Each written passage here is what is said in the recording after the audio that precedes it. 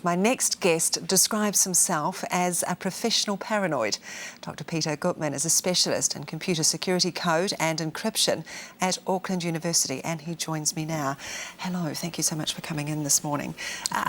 Tell me, Professor, does the existence of a digital spying system surprise you? Not at all, no. The US has been doing this since at least World War II with something called Project Shamrock, and that was exposed in the 1970s and shut down. And then they came back again with post 9/11 with something that was exposed in about 2005, and the Bush administration retroactively legalised it because it was all illegal. And then the fact that they're still doing it really isn't that surprising. Okay, so if they were to access my computer, what could they find out about me? Well, if you use something like Facebook or Gmail or something like that, they could find out basically everything you've said to someone in email, everything you've received, who you've communicated with. If you put information on Facebook about the people you come into contact with, where you were, what you were doing at that time, pretty much everything about your life, depending on how public or private you are about what you share. So tell us in a little bit about metadata, because this is the word that sort of suddenly exploded into our vocabulary in the last month or so. And why is it of value? So what metadata isn't necessarily the communication itself, but information about the communication.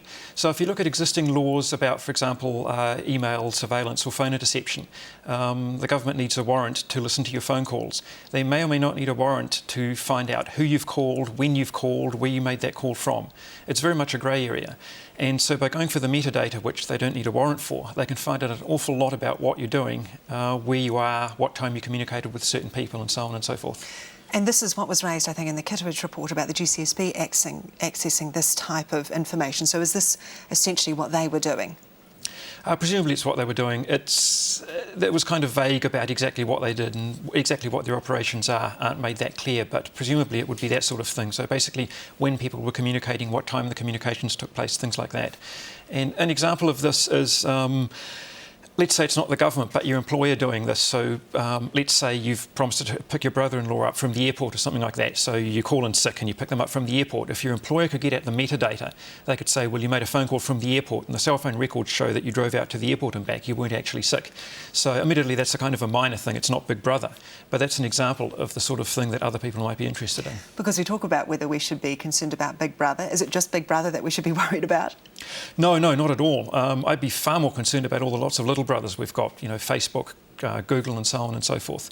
For example, Google, it's a $50 billion a year company. So that's not the stock market value, that's the actual income every year. And they make that from selling information about you to their advertisers.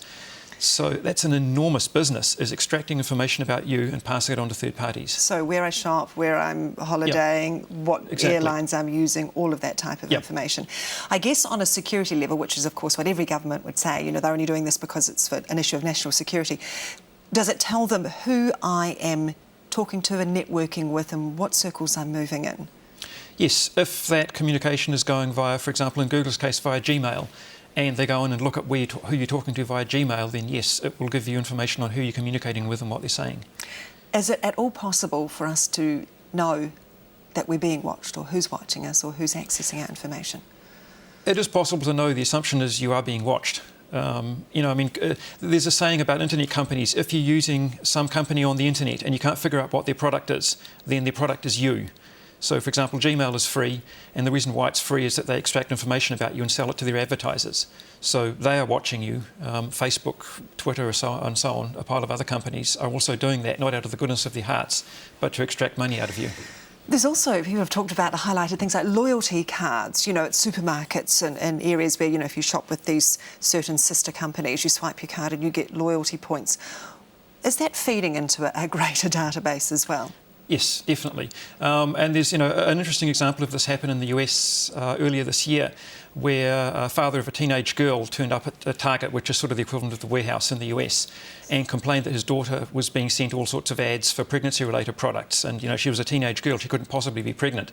And the manager apologised profusely, and then he went home and his daughter told him, well, actually I'm due in August. So they'd figured out from her shopping patterns that she was pregnant, and the supermarket knew she was pregnant before her own family did.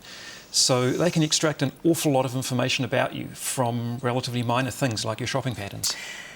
So on the issue of national security then, and given what you know about legislation, is it possible, is it feasible that governments can get around their own legislation using digital surveillance products from other countries in order to access information about their own citizens?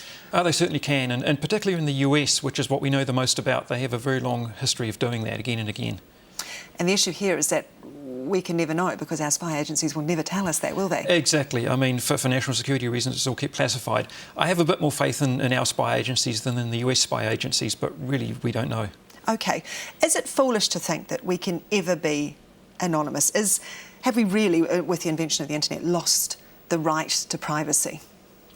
We've pretty much lost it, yeah, because once you're on the internet, for example, if you're on Facebook and you're sharing information about what you did, that's going to be on there forever.